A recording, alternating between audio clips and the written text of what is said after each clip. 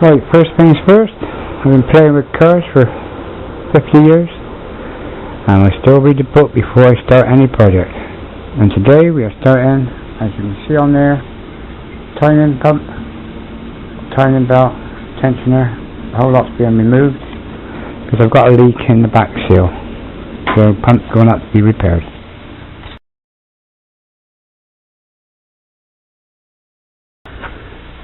Okay, I went to the garage, cleaned it out, the car fit in here now. Should come right back into the corner here, and I can work in the far corner there, getting the pump off. Just got to open the poly channel up now and bring her through.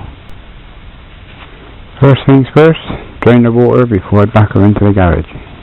Hour later, I washed the pump down, give it a chance to dry, and I've took all the front off. So we're now ready to back her into the garage. Should be sat in there for a few days. Okay, that's the van put in the garage now. I've moved the tools up, I've got the jack up, and now we're starting to take the timing case off, and we're ready to do stripping down. Well, I will say, we're just backed her in the garage and she's ready for stripping down. Access to this is a bit tight, but I should get in there any minute now.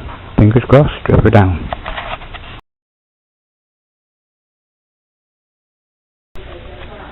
Well, glad to death. Today I've got my pump back from Days. They've sealed the leak, put a new throttle bushes in, and rebuilt the pump. So later on, put it back in.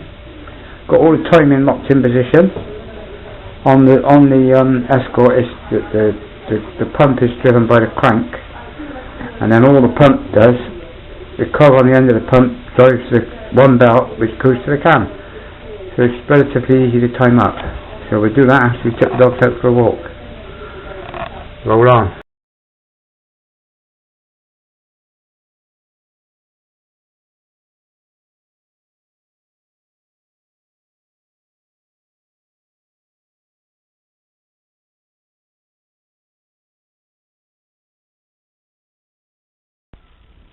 Right, I've got my own garage, I've got my own turret drill, my own grinders, my own bench, everything. I've got bits, bobs and metal, screws, nuts, bolts, fittings, polyvan gliders, all stacked up. So I ought to be able to do something. So I went and bought a gauge. The gauge cost me £9 with posting package, and it is dead accurate.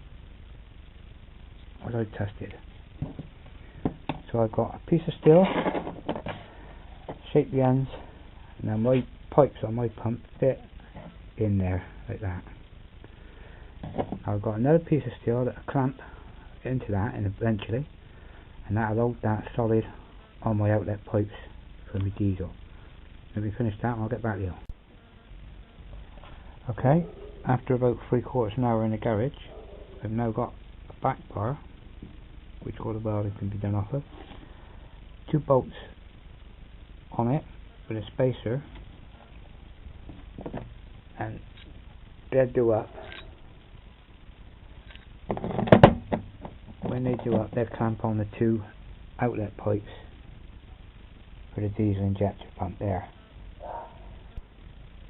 Okay, the next stage now, when this is clamped on 2 injector pipes like that, it'll be solid, and now I need to get this on a mounting off of that, so when the pump turns, that turns with it. But I know for a fact once that's on the pipes and the gauge is on there mounted, this bar which does the work, as you all know, but I will show you, needs to be a bit longer, so I need to extend that. I'm not sure solderers go onto the chrome, but I'll find out. If not, I'll have to quickly braze with something on there. We'll find out. But for an extension bar now. Well, I don't know if that's very clear, but the 2 injector pipes will be locked in there. Then there's a rod going to be welded on the back of that with an adjusting screw on there, which the dial gauge go up and down on. Okay, let's see if I can explain that a bit better. We've got this bracket here when the bolts are welded. Those will fit on. There's four pipes coming out the back of the injector pump, but any two of them, that will clamp over to a close in and clamp. And off of that is this piece of bar which comes up. I haven't determined the length yet, and on that is a nut, two nuts that adjust and one that will run free. And the one that will run free, the idea is once I get the measurement, the distance I need the dial gauge out at, that will lock in place. The dial gauge will be fitted on there. And that, as I say, adjusts up and down now, so as I can set the dial gauge. And the dial gauge has got a screw on it, like that, which will be welded on like that. So you'll have the dial gauge on that rod. So the dial gauge initially can move up and down on that rod, preset on here from the pump. I can't make this bit here to go up the pump yet because I need to take the back of the pump off and find out exactly what I need on the end of that to read on the plunger. But tomorrow these bits can all be welded together, and then I can work out the length I need. That can be cut off, that can be welded on to that bolt. Hopefully you'll see better tomorrow when it's done. Sorry about the poor camera, but I got this little dot that I burnt in the lens a long time ago.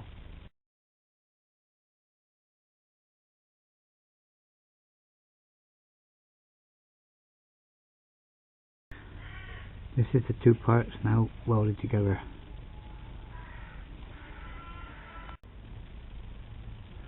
Well, I hope you can see that.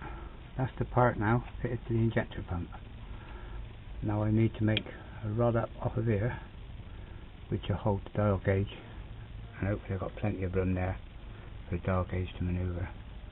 And then when I twist the pump, the dial gauge and everything should move with it. Okay, I've now welded on the bar with the adjustable nuts, two adjustable nuts that adjust up and down. The dial gauge will be welded on the middle one.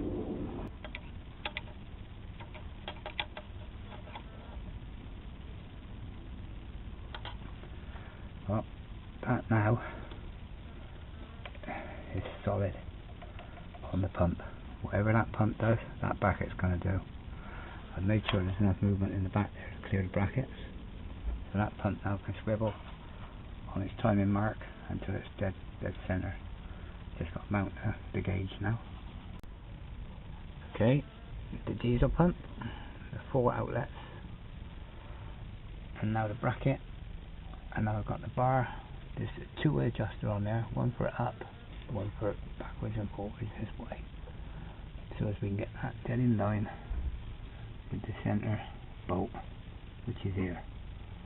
And then all I've got to do is adjust that to get the length to go into the cam. But as I don't know what's inside there yet, I need to work out what I need on the end of there to go into there.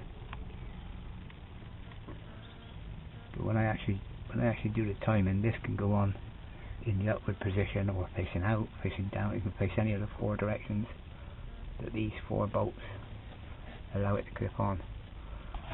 And as you see, that is solid with the pump, other than the other 9 then the bolts are tight. But that's down for final adjustment.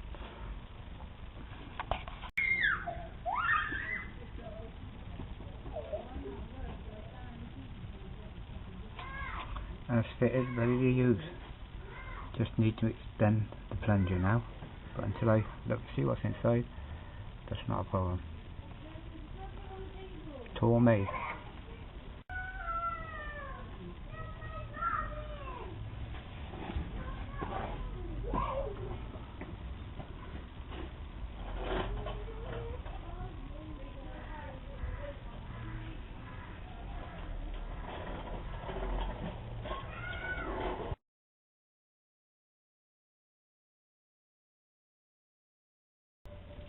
Well, I hope that's clear enough. that clips onto the pump, that holds the gauge, and on the back here the gauge can be moved that way or up or down. So when that's fitted on the pump, as you can see, whatever way the pump turns, that goes. And when the plunger is extended enough for the pump, obviously whatever the plunger does, the oil gauge goes. Sorry, does. God, I'm knackered. I'm freezing in actual fact. So I'll do the timing tomorrow. You definitely don't all need knowing how to do that. But the gauge took me about 3 hours to make. I got 2 diesel combis, so hopefully it'll get used again, but it's good fun making it. I might make a video of you showing you how to use it, but as I say, you should all know how to do that anyway. Cheers all.